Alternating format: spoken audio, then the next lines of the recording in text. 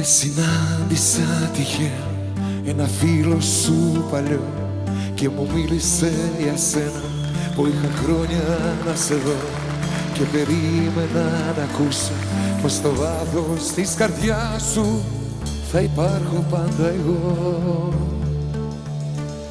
Πόσο λάθος είχα κάνει το κατάλαβα μετά που μου χτύπησε στην πλάτη και μου είπε φιλικά: άκου φίλε, μη σε νοιάζει, τη ζωή της έχει φτιάξει τώρα πια.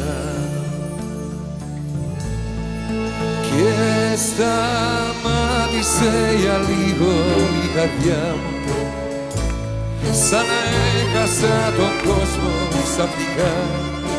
Δεν περίμενα ποτέ πως θα πονέσω τόσο πολύ χρόνια μετά. Και σταμάτησε για λίγο η καρδιά μου, χίλια έγινα κομμάτια τελικά. Δεν φαντάστηκα ποτέ πως θα το πάρω τόσο πολύ προσωπικά, προσωπικά.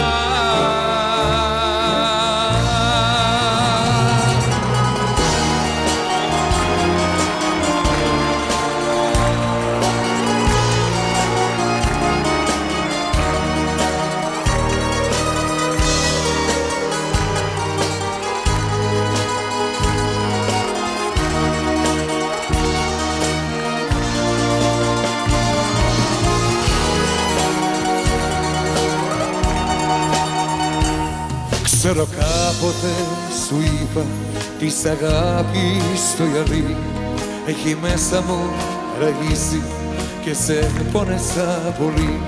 Ξέρω είχες στο φινάλε το δικαίωμα να φτιάξεις τη δική σου τη ζωή.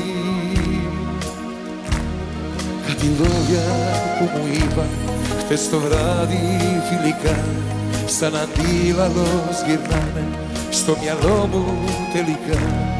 Άκου φίλε, μη σε νοιάζει, τη ζωή της έχει φτιάξει τώρα πια. Nisam prestao da volim oči tvoje, tvoje usne, tvoje ruke, miris tvoj. Nisam prestao da ljubim tvoje stope, kuda si ti prošla sa njim. Nisam prestao da verujem u ljubav, to ne mogu za tebe duša zna. Nisam prestao da budem tvoja duga, kad odu svi ostaću ja, jedino ja.